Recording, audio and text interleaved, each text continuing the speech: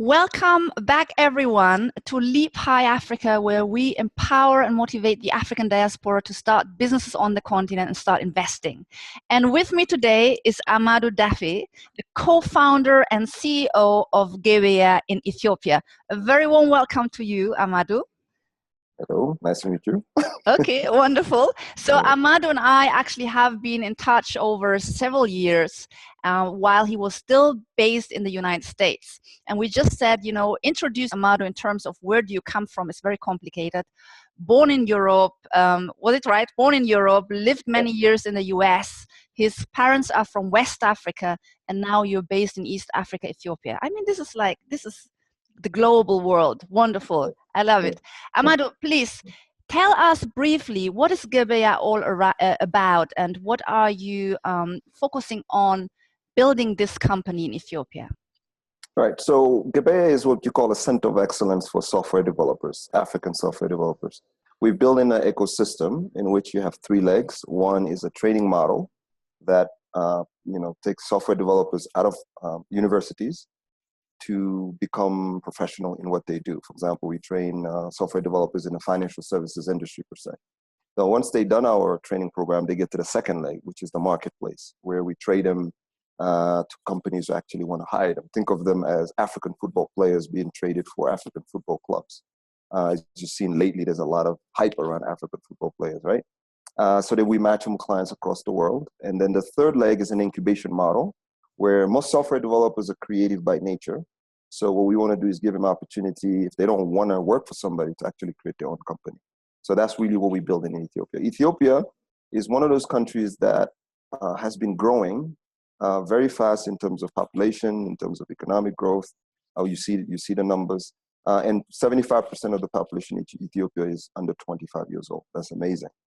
So it's a perfect ground for me to kind of nurture and shape the talent that I need in East Africa that can later on spin off across other African countries. So that's why we chose it.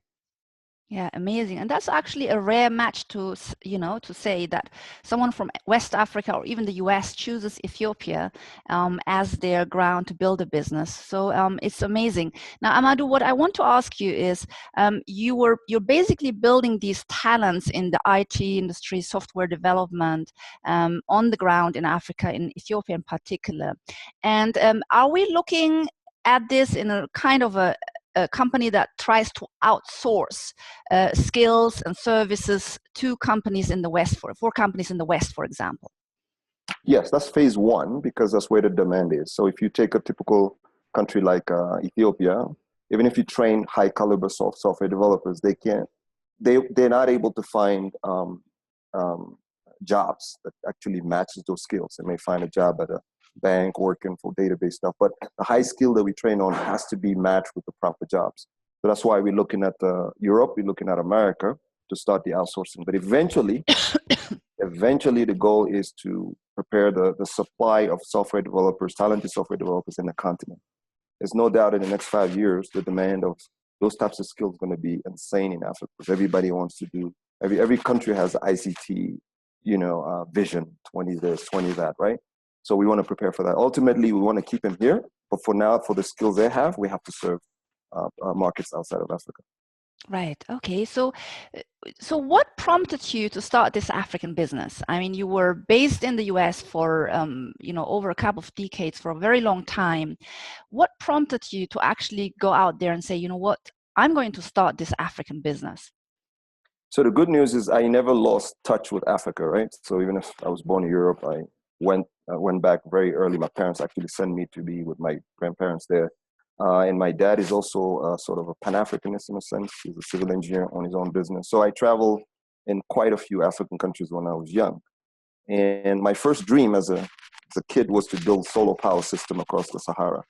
But then when I went to the States, went and took computer science and stuff, and I started working for corporate America, I realized there was a lot of engineers that were coming from Asia, right? India, and so on and so forth.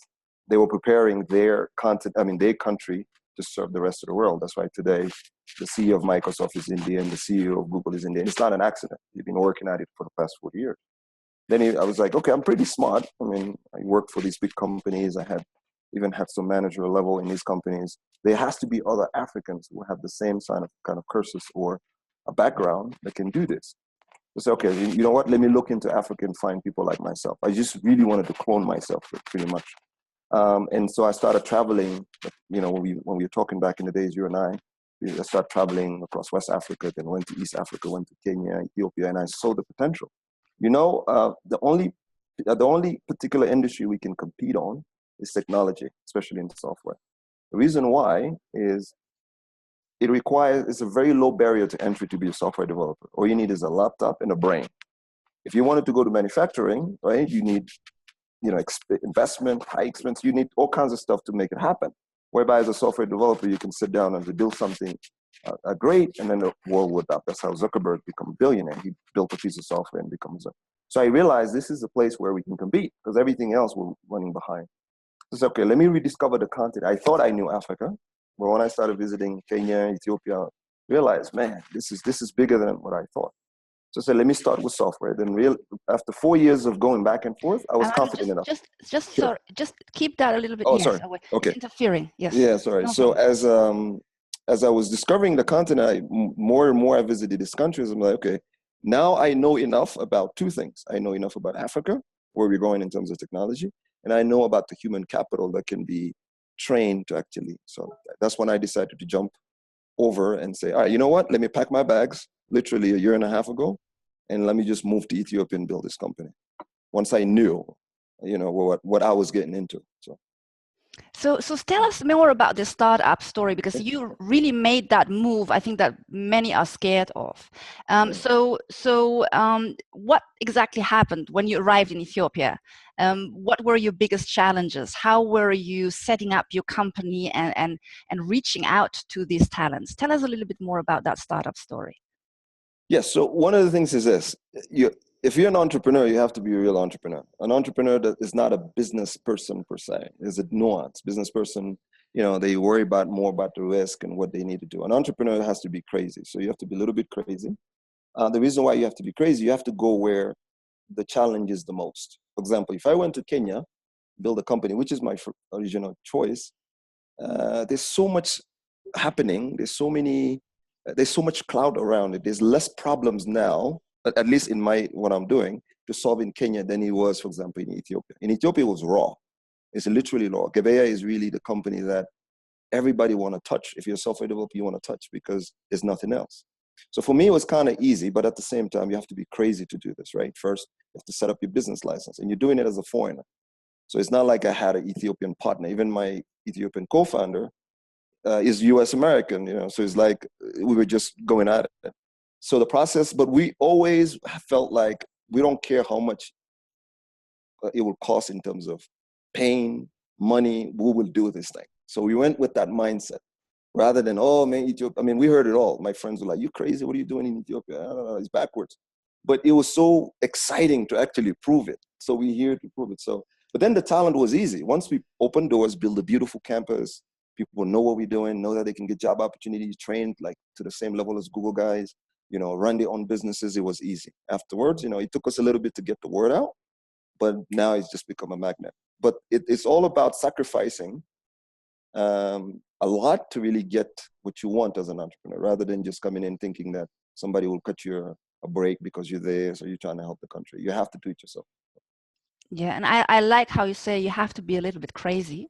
I think it's all about leaving your comfort zone in order to tap into the magic and kind of build something that no one else has built before. And this is what we need to really inspire others about, to be prepared to leave their comfort zone. So let me ask you, Amadou, you were in your comfort zone in the US with the life that you knew. How has your personal life changed since then? Whew. All right, so that's the hardest one, because if you're gonna sacrifice, so it takes a lot of energy, a lot of emotional aspects. Family would be, if you're married, you have kids, if you're girlfriend, you have kids, whatever situation, it takes a lot of you. And the other thing is also you have to be healthy. For example, every time you come to your company where you have employees, you have to look fresh. You got to look like, you know, I go to the gym every day. literally. Every day I have to go to the gym. You have, if you are a religious or, spiritual, you have to either, that I used to hear people say you have to meditate or pray. It's true. You actually have, because running a startup like Elon Musk said, Elon Musk, the guy at Tesla, he said, it's two things. It's like you chew on glass, glass, and you stare at the abyss. The chewing on glass is stuff you don't want to do. Just like some people would just show up and create some situation for the company, like a license is missing. And then you have to go to the investment bureau, deal with, all kinds of stuff that you're not supposed to do. You're a startup, you're supposed to run a company. The staring at the abyss is you can die anytime, right? So with that mindset, emotionally, psychologically, you have to be ready for it. But what will keep you going, this is the secret. It's the vision. What are you trying to do? But the vision doesn't have to be endless vision. It has to have some time limit on it. I told myself I'll build a company in Ethiopia in 1 year. But I was so persistent and so focused on that, it happened. Okay? Now I'm saying I'm going to scale the company in the next 4 years. But I'm so focused on it with some numbers, in terms of dollar sign, in terms of capacity. You have to get your vision, but put some numbers on it. If you go beyond the 4 years, then you might as well leave, right? With that vision and that focus, that's really gets you out of your personal thing. You're going to have to sacrifice a lot. You have to prepare wherever you have to prepare personally. If you don't, I'll write a book after this, I'm going to read it. But I know exactly what you mean, and that's such an important aspect that I think, Amadou, are not many are aware of in the African diaspora, and that's the mindset part. We worry about which country, which products, how do I ship it, how do I open a business and register, but we don't actually spend enough time on the mindset. And I myself, as you just said, I focused so much on it that it changed me as a person. And one of my favorite quotes actually is, entrepreneur is prepared to live for a few years in a way that no one else is prepared to live. So he or she can live the rest of her life or his life in a way that no one else is able to live it. That's the secret. You read it right on. That's the secret. And it does take sacrifice, but I think, don't you feel more alive doing what you do instead of just being an employee 9 to 5 somewhere for a US company? Being alive is an understatement, because, okay, so why is so important to be even more alive is I'm in a country where it's not my country. I don't speak the language. And what I've brought to the country just itself makes me feel I just like, if I actually die today, I'd be like, man, I did something, because people tell me this, right? But the alive part, you can still be alive having a 9 to 5. Don't get me wrong, because your employees, for example, the guys who ride with me, this thing, they're alive. It's just a vision. You don't have to be an entrepreneur necessarily to make it happen. It's your even participation, when you participate within, let's say people who want to come and work for Gebeya. The moment you come, you're alive, because we are all focused into one vision. So for those who want to come back, you don't necessarily need to come and start your own. You don't have to be crazy like I was or like you are, right? But you can be crazy enough to join something or somebody who has a vision that's so insane in a country that's so difficult, and being able to be part of that. So that's if I had to do it again, I would have started working for a startup in Africa, then create my own, because you'll see what you're going to go through. Yeah. Right? I think that's the thing. So you don't have to necessarily be, if you're hesitating. So now working for a startup in Africa means you're going to get a paycheck. That's the crazy part of it. I mean, you're going to get your paycheck would be cut in whatever. You have to also be able to relocate, and the language or it's different. It's really different. It's really different. So the other thing that you touched on earlier on was that you chose IT because it has a low entry barrier. You were talking that a lot of other businesses in Africa, you need the access to the land and the construction material and the permits and and you need to ship things and you need machinery. But with IT, it's really just your skill and your knowledge, and you can do a lot with it. And that's an amazing way, technology and IT, for young Africans to actually become become successful. And I really like that, because it's not just for young Africans on the continent, but also for the African diaspora, because we always perceive that starting an African business is very expensive and it takes so much. We need to build some kind of construction or some kind of plant on the ground. But I really believe that when it comes to IT and technology, that a lot of people in the African diaspora, first of all, they don't need a lot of capital to get started. Yep. And second, they don't necessarily need to relocate. They can build something from abroad. What do you think about that, Ahmad? And guess what? Gabe is actually helping them do that, because if we have the right talent, so let's look at how the US work. Most startups in the US, right? They want to build a product. Most likely, if the person who's building that product is the entrepreneur itself, right, the CEO of the company, they can build it first, what they call prototype, and then MVP, and so on and so forth. Then they get funding. Then they go hire people around, either where they're located or remotely. Eventually, they still will hire remote people. They will hire people from India or from Ukraine or some of these countries where they provide a lot of IT skill. I mean, they have all the IT skills necessary to build startups, right? Like the iPhone, the biggest pool of engineers for the iPhone products are in India, in China, not in the US, right? So now, if that's possible, what we need to do on this side of the world, like Gabeya, we need to build a talent that has the same skill set as the Indians, the Ukrainians, and stuff like that. That would be, once we build those skill sets, now people in the diaspora can just outsource to Africa, right? So we're actually helping that process. If it's in IT, if it's in manufacturing stuff, you still have to come around.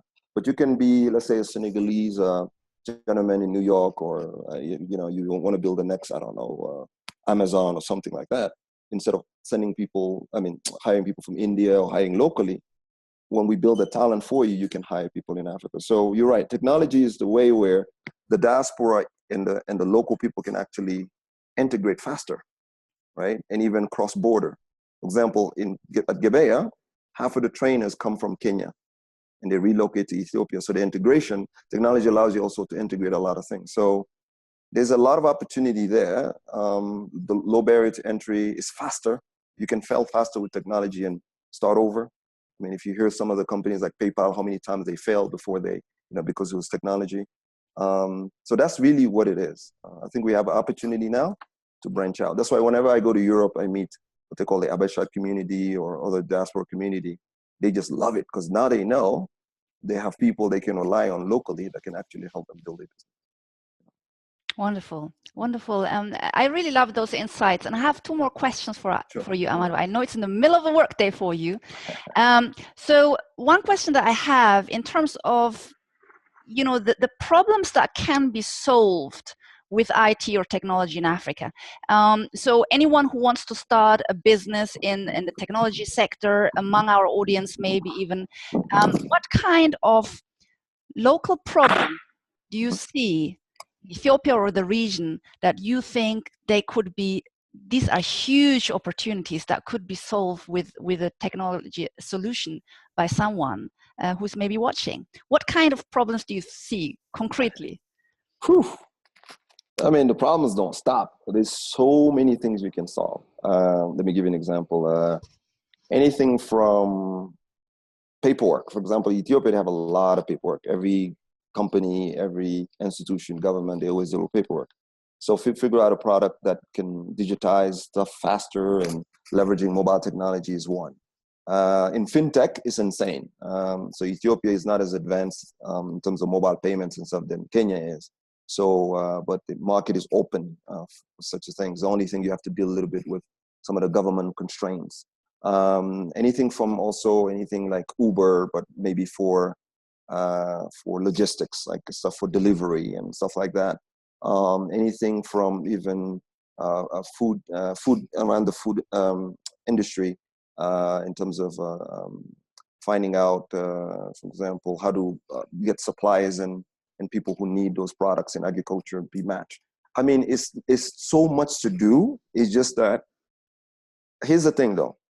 If you're going to come to Africa and build a business, it's different than building a startup. You remember I said there's a difference between entrepreneur and business. If it's a business, there's plenty of that. Like every day in Addis, you find some people opening a new cafe, right? But there's, There's Tomoka, there's Caldi, there's a Starbucks version of, but there's so many of those, but nobody's tackling certain types of problems that I want to see. Education is one. You cannot have a population of 100 million people with 75% of the population is under 25. You don't have solutions for them, right? Education is one of them. Agriculture, right? How do we make sure that this part of the region doesn't get into any other situation with famine? Because it's gonna come if we don't do something right about it. How do we figure out a way to, even on a remittance way, maybe have a more intelligent way of doing remittance instead of sending money? You know, there's so many things. So there's no blip. Yeah, there's no like, oh, you should get into this. It's impossible. There's so much stuff. But you have to be, as an entrepreneur, you have to be passionate about it. My passion was software in Africa, but I need the talent to help me build the next generation of companies. So this is the carriage before the horse. What do? Do I go build a logistic company in software, or do I get the talent to help me build that first, right? So it's very tricky, but at the same time, you have to be passionate. Like what you're doing, for example, is bound to be successful because you're passionate about it. And it's very specific, and you're helping it's very specific problem. So you'll be successful. But somebody just come and going to create a logistic company or Uber, it is different because it's really not your passion. It's something else that, but you can come and open a small shop or open a small school or open up a medical center or something like that. That you can do. Right? So that's what it is, in my opinion. Yeah. And that's exactly the answer I was looking for, because basically you were saying there's so many opportunities, I can't even count them, right? Yes. So, and that's what I want our audience to know. The opportunities are literally scattered on the ground. They are waiting there to be picked up. True, Amadou? Yeah. True. Yes. That's exactly true. Absolutely. So it's all about stepping in. As Amadou said, you need to be a little bit crazy and be very passionate about leaving a legacy, making an impact, all while creating wealth for yourself. So it's that combination, contributing towards a people, towards the continent of Africa, while creating wealth for yourself. And that's a power combination. Lastly, Amadou, what's your advice? You have a lot of people joining us today. You know, some are in business already, but for the most part, they're thinking about it, either going into business or investing in Africa. A lot of our brothers and sisters in the African diaspora are still sitting on the fence. They are worried about risk. They're worried about how they will get started. They're worried about not having enough money. They're worried about not being on the continent. They're worried about so many things. And I believe that fear, those worries, are holding them back. What's your advice to them? I'll have three things because I've been through it. First, your next vacation, please don't go to Paris. Don't go to somewhere in Jamaica. Take a month or 2 weeks and travel across the continent. You have to, and don't go to your traditional country. Like if you're from Senegal, don't just go to Senegal. If you're from Ethiopia, don't go to Ethiopia. If you go to, if you're from Senegal, go to Kenya, right? Go to Ethiopia. Learn your continent directly, because there's two types of way you can learn. There's what you call you've been told, or there's direct knowledge. You've been told is what people are, how we are bred in the US. Even in Africa, we're still being told our history, right? Or our circumstances. But seeing it directly and feeling it is different. For example, the perception I had about Ethiopia before coming here, people think it's a big village. They don't even know this is the capital, the political capital of Africa. This is where the African Union is. They don't know it's the fastest growing economy. Even you go to Kenya next door, they don't know that there's 100 million people in Ethiopia. They don't know the number one airline company in Africa is Ethiopian Airlines, the most profitable one. They're actually buying all the things. And they never had any foreign investors. They've done it by themselves. They're building one of the biggest power electric dam in the world. And they're even fighting against the Egyptians because it's done through the Nile. So by knowing that knowledge, and you in a little country like Senegal, where there's 11 million people, where you're fighting over, political things and stuff, like, it opens up your mind, not from a European perspective, American perspective, which we used to, because if you go to France, study, you go to Germany, you go to US, you open, you know what's going on. But when you come locally and you deal with this, you see a different perspective. So don't go on vacation. When I stopped doing that, I started understanding. I used to go to Senegal and some of these countries on vacation. But when I started going for business, like you're doing, go for business, sit down with some companies, visit, right? And any head director or GM in this company will open doors. They'll come talk to you. You know, just set up meetings. I used to do that, set a meeting 2 weeks in advance. So as soon as I get to, say, Dakar or Nairobi, I just hit meetings, pop, pop, pop, pop, right? Then you get feedback.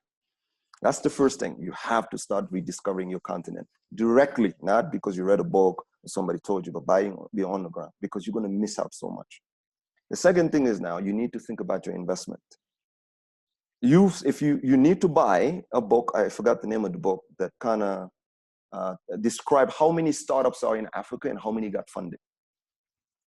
You look at those numbers, you know, and then you say, okay, who is the investors of these startups? Most of them is a European company, American companies, or NGOs, the World Bank and stuff like that. How much are they funding these companies? Oh, $3,000, $5,000. Then you need to say, okay, maybe I can fund a startup that you're passionate about. If you're passionate about fashion and you see an African startup, that will eliminate your risk right away, because you'll know, right? Let's say a startup, they need $10,000, $20,000 investment, give them $2,000. But do your due diligence. I'm hoping that one day somebody will create a due diligence platform for diaspora. I think that's an idea for you, by the way. Right? A due diligence. So that, exactly. So there's a lot of startups. Maybe there's a platform to allow me as an Ethiopian in Ethiopia to do diligence of a Nigerian company in Nigeria. Then I say, okay, what's the minimum amount they want? Okay, $2,000 here. But then you started building a relationship with that. It's not too much about you're going to make your money back right away, but learning how do they deal with this investment thing? Because you want to go back home eventually, right? So you want to know how they do it. What's the problems? You become an advisor, board of directors and stuff like that, okay? Lastly, once you understand the process, now you're ready to move. If the company you invested in, one of them takes off, guess what? You cash out and you do that. If they don't take off, maybe you want to be the entrepreneur because you learn from it. That's what I did with Coders for Africa. Instead of moving right away, I spent 4 years going back and forth between East Coast and Africa, East Coast and New York and Africa, back and forth. And I learned enough and said, okay, I'm ready. I invested in a startup, by the way. It was called Buy More in Kenya. Okay, it was a point of sales for little shops where you can come in and buy stuff. You know, I invested in 2 companies actually, right? So I learned the process of what does it mean to be an investor. But if we let the continent or the startups being funded mostly by American companies or European companies and the VC like they call, that's even worse. Because guess what? When you come back, who are you going to look money from? You're going to look money from the US or the Europe. But if we build a large network of diaspora, we're already spending billions of dollars sending it back. Adopt or sponsor a startup. I think that should be a new thing we should do. Sponsor a startup. You know what I mean? So I think with those 3 things, if you follow it, that's what I did. And that's why I'm sitting here in Addis. And I was able to find a partner. We were able to raise money. We're about to close our investment round. And, you know, we dictate our story rather than, you know, trying to get money from the World Bank or UN, those things don't last. So those are my 3 advices. Very good advice. Very good advice. And you actually just showed that someone doesn't need 50,000 or 100,000 to get started. You can get started with whatever you have. It's just finding the right way and strategy for you. So dear audience, you heard it. And you know what? One point that I want to add, when you step into the African business and investment space, you're going to be linking up and be colleagues with amazing people like Amadou and all the other speakers we had on this summit. And that's really what I feel very strongly, Amadou. The people who are in the African business space, the entrepreneurs, the new generation of entrepreneurs and investors in Africa, it's a go-getter community. It's a community full of visionaries, of people who walk the talk, of people who will change the face of Africa. I mean, how amazing is it to actually be among a group of people that have such a huge vision for the continent and that are doers. And, you know, I really enjoyed the talk with you. Thank you so much. No worries. And we'll follow up with you, Amadou, another time. Thank you very much. Thank you. Thank you, Amadou. Bye.